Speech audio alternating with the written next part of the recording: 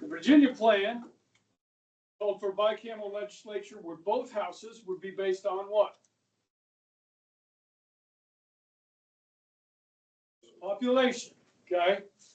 The small states, represented by New Jersey, William Patterson introduced a plan where they would have a unicameral legislature, and each state would get how many representatives? One, equal representation amongst the states. They voted on it. You needed 9, you didn't get 9. So debate this for another month, we get the Great Compromise or the Connecticut plan. Okay, so the House of Representatives would be based on population, okay, elected directly by the people. Now, over here, guys, in the right-hand column, I have the 1790 census. Okay, today the U.S. House of Representatives has how many people in it? How many? 435. The original had 65. And they went off this data for the census. So the largest state is Virginia with 691,000 people. Then you've got Pennsylvania, Massachusetts, New York, Maryland, North Carolina. These are your largest states. Your smallest states, population-wise, Rhode Island, Delaware, Georgia. Okay, Jersey had 184,000. It's one of the smaller states. Okay, and they said, okay, to protect the smaller states, we're going to have the Senate. Each one would have 2. Each state gets 2, and they would be elected by state legislatures. Okay, now, we discussed this last week, that the 17th Amendment changes this to the direct election of the senators, correct? Okay. The 16th Amendment allowed for the income tax. So prior to the personal income tax, where the government comes in and takes your money before you even see it. You guys ever gotten a pay stub before, right? The money's already gone. Can you imagine how close people would pay attention to what government's doing with their money if you actually had to write that check each month for your taxes? Instead of them taking out of your check, you had to write that check. Think people would be more involved in what's going on in government? Yeah, just a little. Okay. But, you know, we get apathetic and we're like, oh, I guess this is how much Uncle Sam's going to allow me to keep this month. Okay, when they take that money out of your check. Where's that money going? Okay. So, as I was kind of getting to last week, I was talking about this cult that I joined called the Convention of the States. Okay. Now, one of the things we'll talk about, guys, is that in order to pass a constitutional amendment, in the Constitution, we're going to get into this, we'll actually study it. There's 2 ways to pass an amendment. 2 ways to ratify an amendment. So you propose the amendment. All 27 amendments, guys, have been proposed by 2/3 of both houses of Congress. So these 2 vote on it. If 2/3 of both houses agree, we need an amendment, they'll send it to the states for ratification. However, they did give another way to pass a constitutional amendment. And it looks just like this. Each state sends delegates to a national convention for the purposes of not writing a new constitution, but amending the Constitution. And so there is a movement in this country right now trying to form a convention of the states for the purposes of amending the Constitution, most chiefly term limits for members of Congress. Would this body ever vote to put limits on the number of terms they can serve? No. So the founders were smart enough to put a different way in, which is a convention of the states, where you need 34 states to agree to do this. We could use Philadelphia again if we wanted to. Okay, a convention of the states, where they would pose limits on the number of terms they could serve. Now, guys, how long is a House term? 2 years. How many of those has Nancy Pelosi served?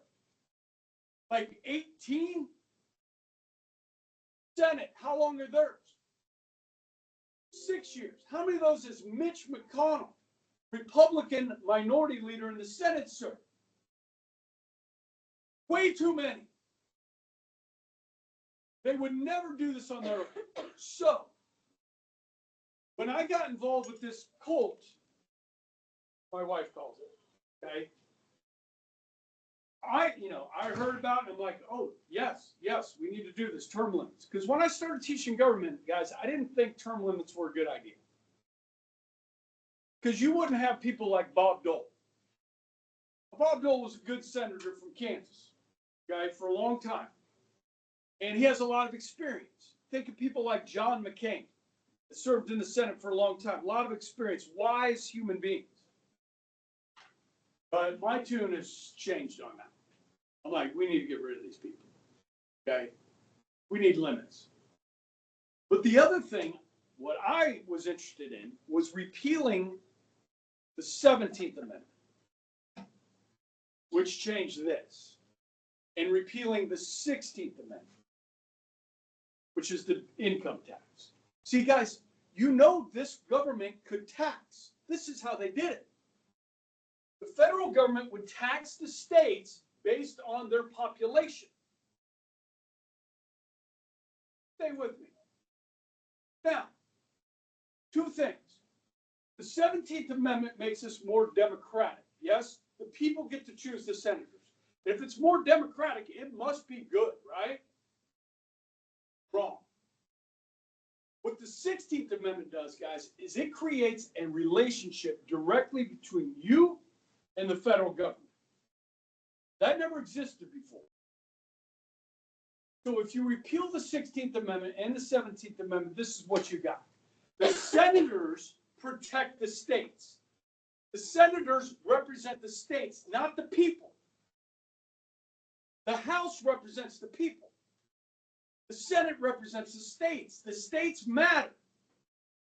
So would the state legislature in Topeka, are they going to send senators off to tax the hell out of Kansas?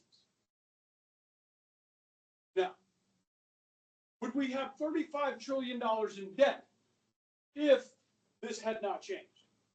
No, we would not. Because Topeka would say to our two senators, listen, you need to balance your budget. The state of Kansas has to balance its budget. If we run out of money, guys, we don't fix the roads.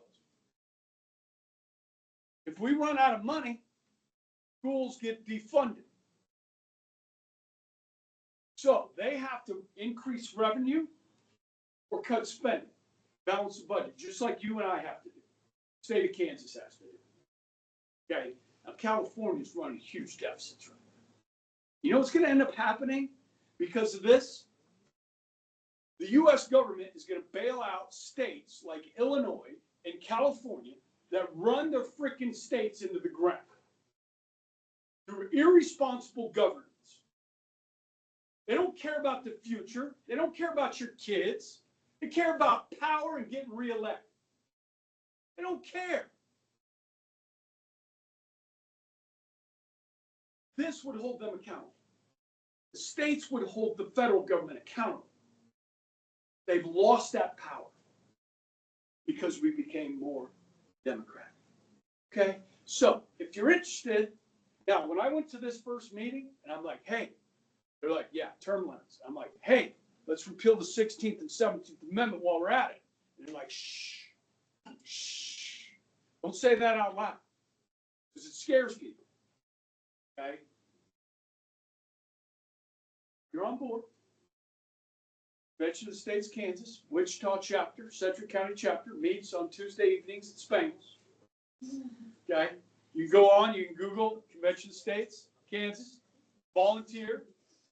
Okay? They don't pay anything, and you don't have to pay anything. 3 years ago, I went to Topeka because Kansas wants, we want Kansas to join the Convention of the States. We agree to send delegates. 13 states have agreed. We need 34. It has passed the state house multiple times, but failed in the state senate multiple times. Okay? So all we're trying to do is get 34 states to agree to look at doing this. To send delegates for National Convention of the States, first of all, for term limits. And then we can talk about the 16th and 17th.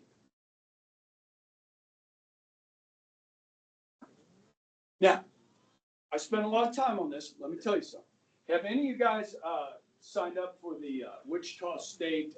They have that scholarship program. It's called, like there's a tryout, like a scholarship thing in Wichita. You guys know what I'm talking about? Huh?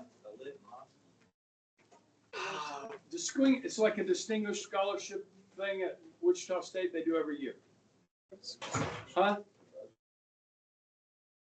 Well, there's other scholarships you can get too. Okay, they have like a distinguished scholarship invitational like you guys can go to, okay? So I had just taught this to my honors government student. I gave the same speech, okay? They went to this distinguished scholarship invitational and they put you in a round table, like 8 people around the table, and they give you a topic to talk about. And the moderators go around and listen to the conversations. The topic, this is like 6 years ago, the topic was the 17th Amendment. And my students knew all about it. And on Monday morning, a couple of them came back and said, Mr. Ebright, you won't believe what happened. He said, we went to the scholarship thing and we knew all about 17th Amendment, talked about it, and I got a $10,000 scholarship. Mr. Ebright, I got a $10,000 scholarship too. Okay. Because they knew about this. Okay. Have you not heard of this program? Any guys think about going to Wichita State? You're all going to K-State? Because Bishop Carroll Part 2. All right. Okay, so when you're writing about the Great Compromise on the test, talked about the Virginia plan, just like I did this morning, the New Jersey plan, and then this. This is the Great Compromise. It ends here. It's about representation in the states, okay? Now, there's some other issues we got to deal with before we agree to this new Constitution. Okay, like, who's going to be the chief executive? What are we going to call them? How are we going to elect them? Okay, they're making this up from scratch, okay? There's another problem that they attempted to address a little bit in the Declaration of Independence, but they didn't really solve it, and that's the issue of slavery. Okay, and you guys are aware of this one. Okay, so we start counting population. Do we count the slaves as population? When we start counting population for the purposes of taxes, do we count the slaves as part of that population so that the states would be taxed more if the slaves count as population? As you guys are probably aware, slaves are not given human rights and are treated as property, not people.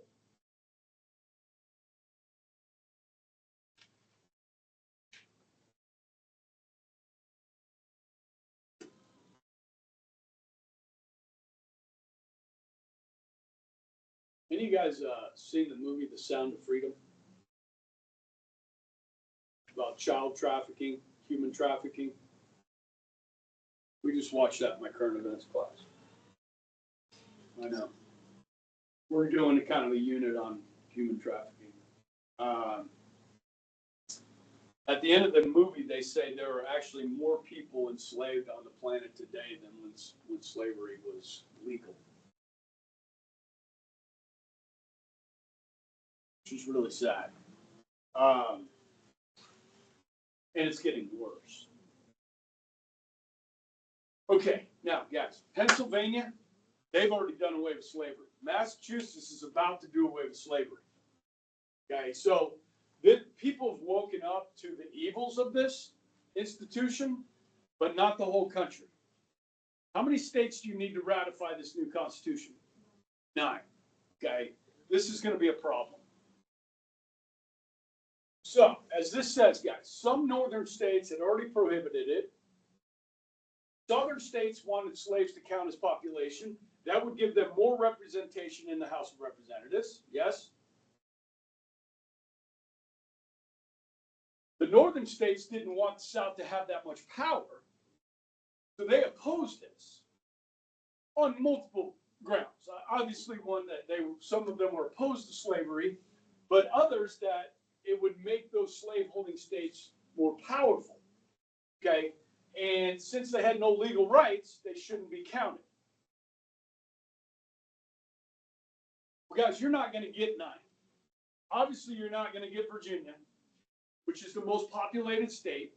You're not going to get North Carolina, South Carolina. You're not going to get Georgia, and you're probably not going to get Maryland, which has a large number of indentured servants and slaves. So the South is out. I had this conversation with you guys on Friday that you feel free to criticize the founders here for this compromise. But guys, there is no new constitution without this compromise. Do you understand? Like, it's not going to happen. They're not going to be able to pull this off. So if you wouldn't compromise on this issue, we're stuck with the Articles of Confederation, guys, which was not going well.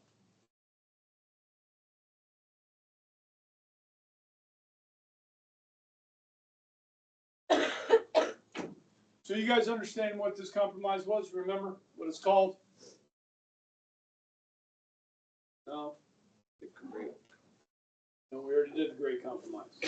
And this would not be great, would it? The Three-Fifths Compromise. Remember that? So for the purposes of population, representation, and taxation, each slave would be counted as 3/5 of a human being. Or for every 5 slaves, you would count 3.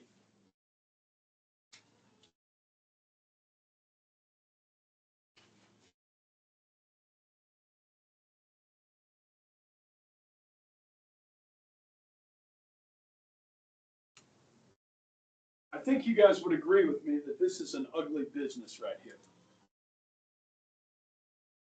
You're basically divesting 2/5 of a human being of their humanity.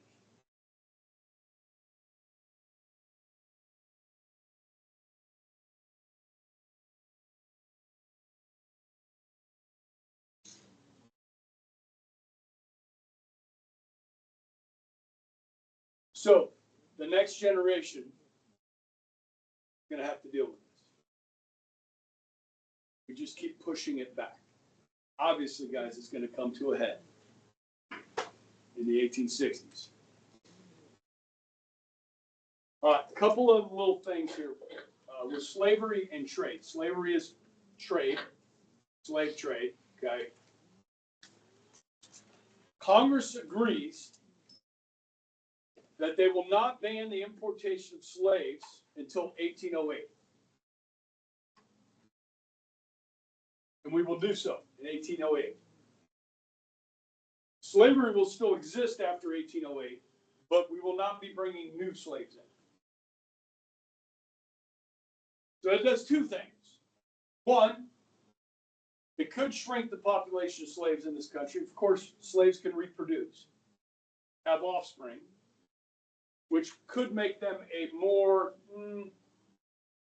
valuable commodity, if you will, after 1808. And then in the Constitution, this is written that they cannot place tariffs on exported goods, which is good that they put that in there, because if it exists, Congress likes to tax it. Believe me, if they could tax exports, they would. I know it doesn't make sense, but a lot of what our government does doesn't make sense.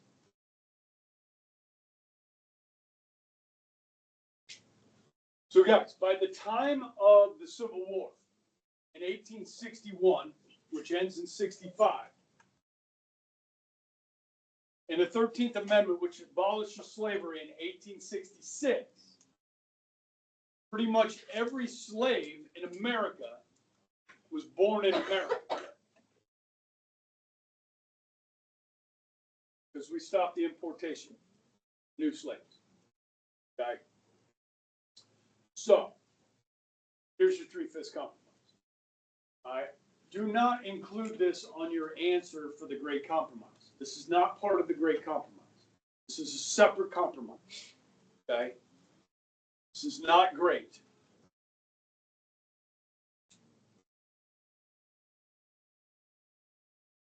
Okay. Let's talk about the executive branch. Now, Alexander Hamilton's kind of famous about this. Does anybody remember what he wanted to call the chief executive of the United States? Obviously, we settled on president, right? But what he wanted to call it? King. So we would have gone from King George III to King George Washington. Okay. Yeah, some people say, Hamilton was a closet monarch. He wanted the executive to have a lot of power. Okay, now obviously there's a lot of other delegates that don't want that. Okay, so the president's power is limited in the Constitution. Now, we've seen presidential power in this country over the decades and centuries grow. Presidents have a lot more autonomy than they used to with these executive orders that they do. Okay, the scope of those has been limited somewhat by the Supreme Court, but presidential executive orders can have huge impacts on society.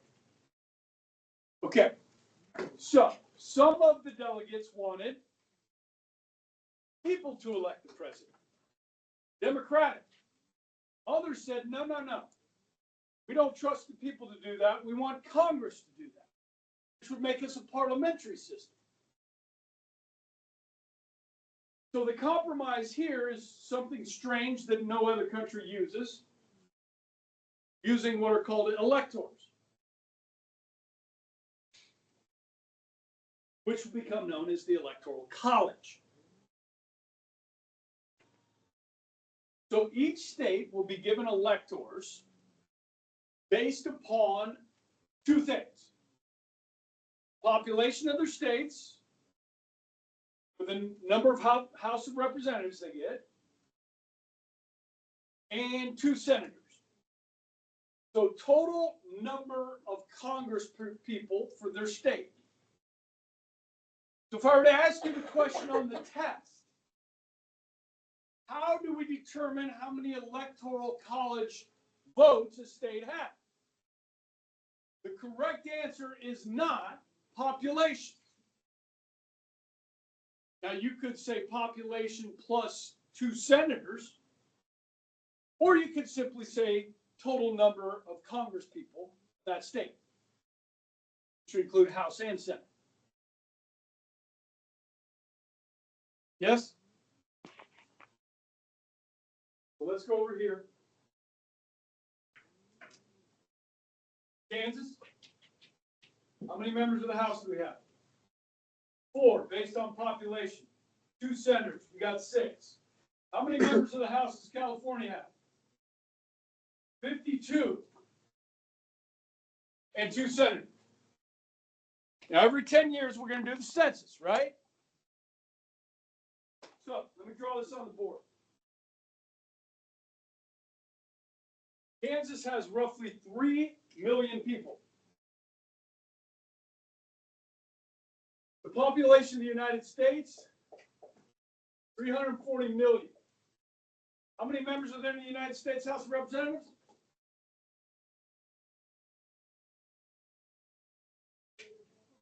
How many people are in the United States House of Representatives? Not sure. Pathetic. Okay. Divide 435 into 340 million.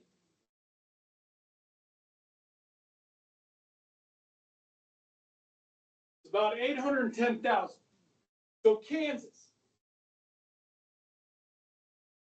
1, 4, 2, 3. Each one of these has roughly 810,000 people in it.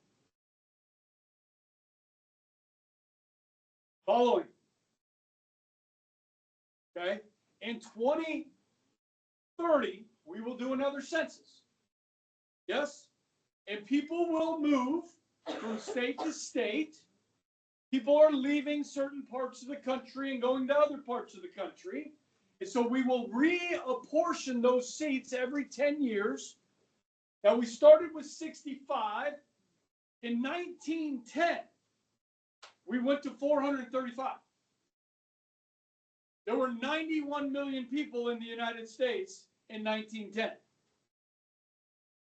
been over 110 years. We're still at 435. So in 1910, 435 into 91 million was 205,000 that each representative represented. Now it's 810,000. Are we very close to our government? We have a very close relationship with the House members? No. If you want the attention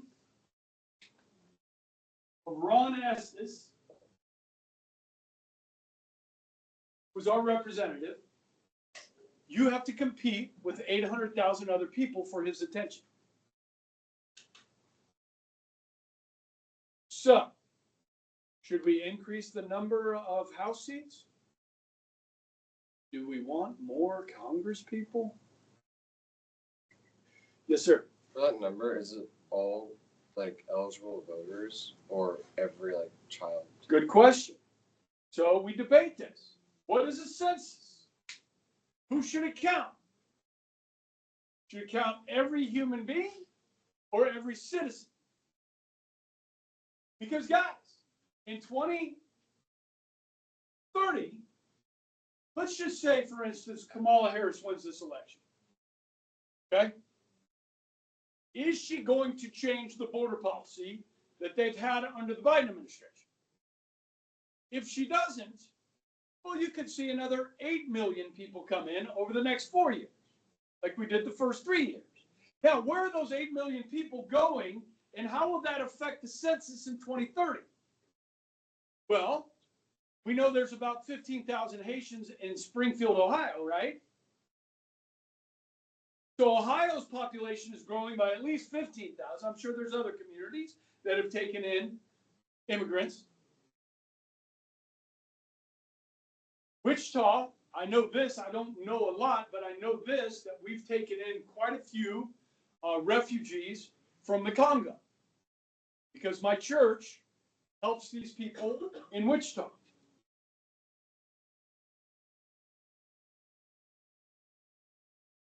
Now, those are political asylum seekers, and they have gotten political asylum. Like our Vietnamese people, that's political asylum. Okay. So, this is strategic. Who's controlling where these migrants are sent? Do you think Springfield said, hey, U.S. government, would you please send us 15,000 Haitian immigrants? Did they request that? No, they didn't. Now, is there a food processing plant in Springfield, Ohio that needs laborers? Yes. And some of those Haitians have jobs there. Most of them don't. It's not 15,000 jobs. Okay?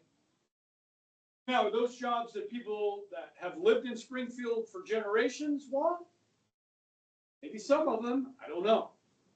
I can't answer that question.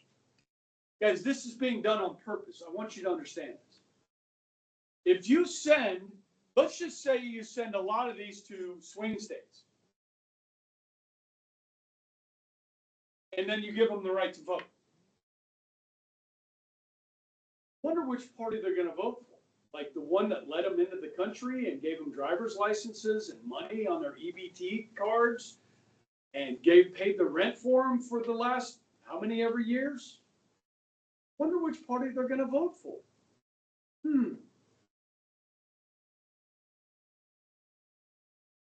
How many are going to be able to vote in this election?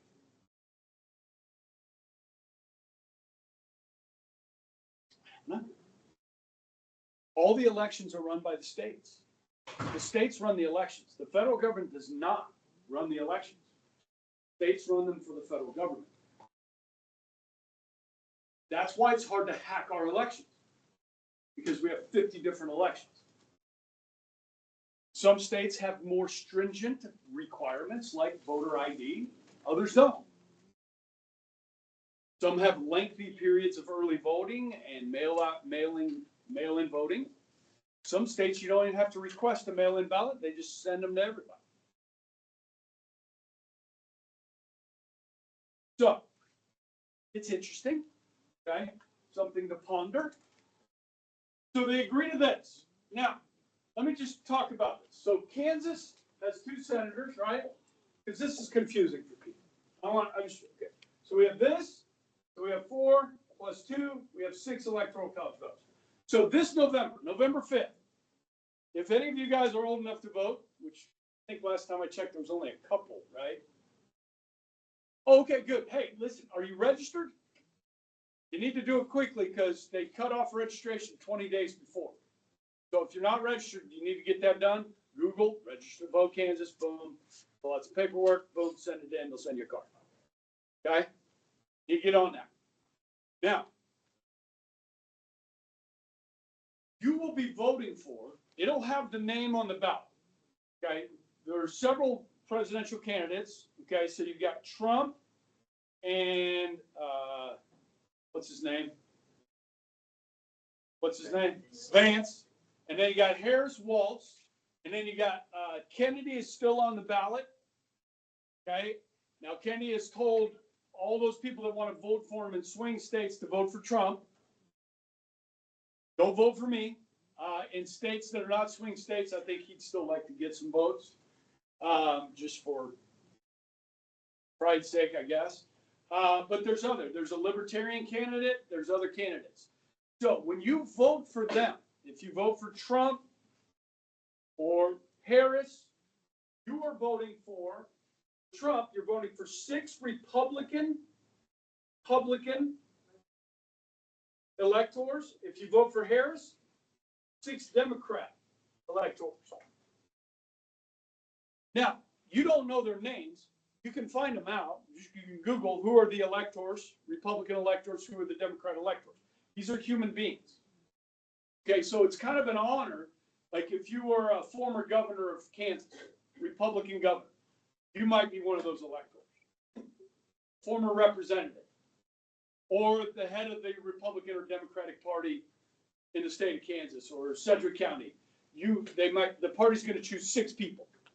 You're actually voting for those 6 people, not Trump or Harris. Those people will cast the actual ballot for president and vice president. Can they change their vote?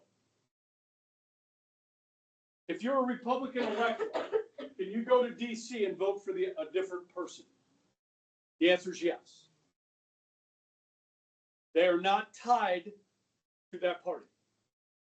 They are human beings and they can vote for whoever they want. Now, you're not going to choose electors that you think are going to vote for somebody else, are you? No. Let me just give you one more way to understand this. Any of you guys ever watched the Antiques Roadshow? Huge fan. Okay. I was watching Antiques Roadshow one day, and they brought in an election poster from 1860. Who was running for president in 1860? Abraham Lincoln. Okay. And it was a Republican Party poster. It didn't have Lincoln's name on it. It just had the 6 or how many ever Republican electors' names on it, because that's who you're voting for. It was 1860. Now they put the names on the ballot. You're voting for them, but you're actually voting for the elector. Does everybody understand the Electoral College? Okay, there's a total, if you add up, how many members of the House of Representatives are there? Okay, guys, this is supposed to be a chorus. 435. How many senators? 100. Okay, what are we at? 535. How many total Electoral College votes are there?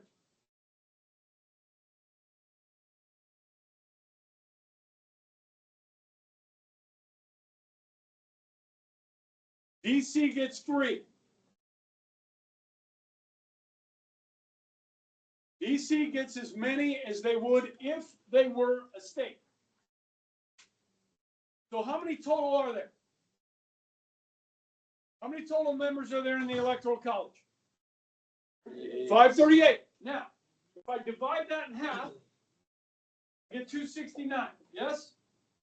To win the presidency, I need a majority. That's the magic number. This is what Trump and Harris want.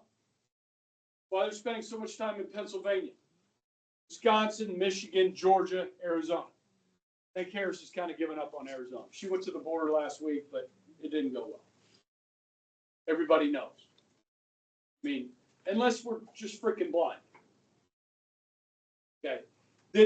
Was there any law that changed between Trump and Biden on the border?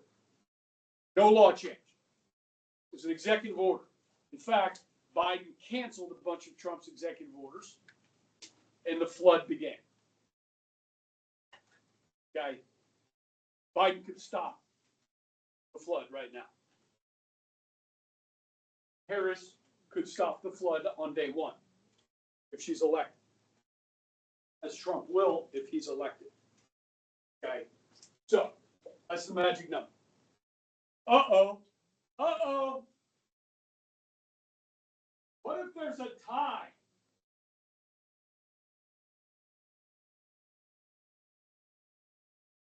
Uh-oh. Who decides? No, the House of Representatives decides. The whole House.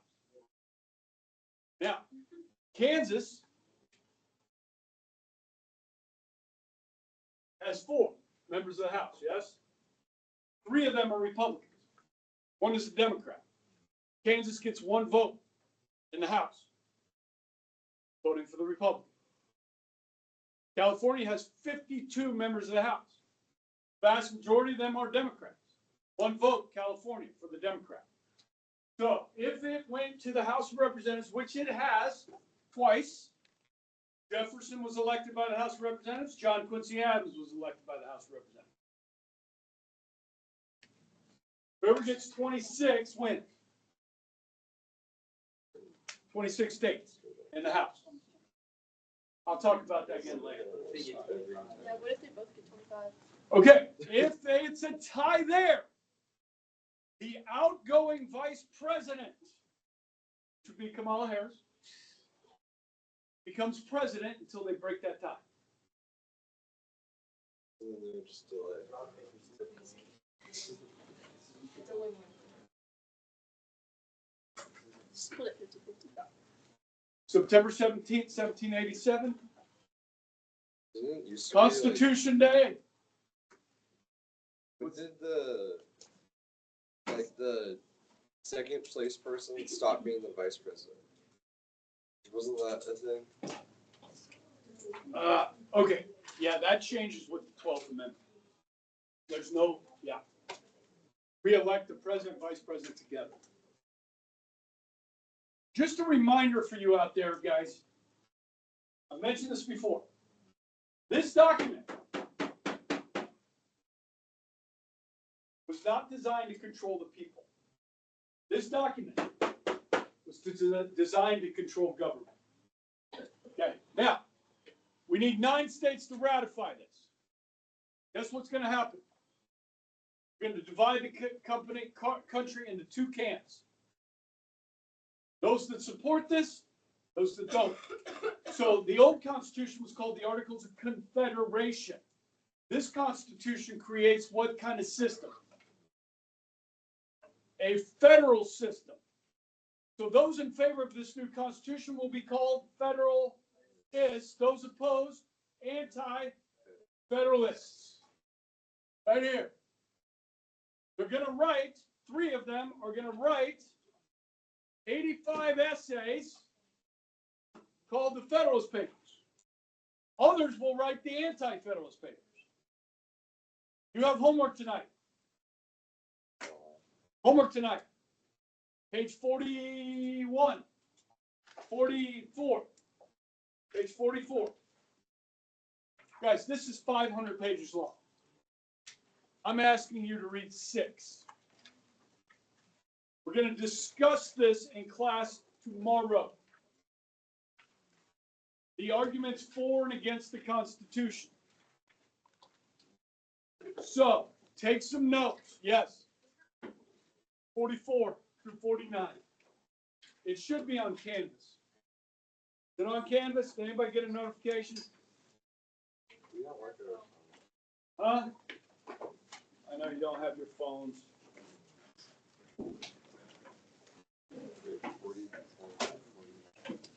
Is it on there?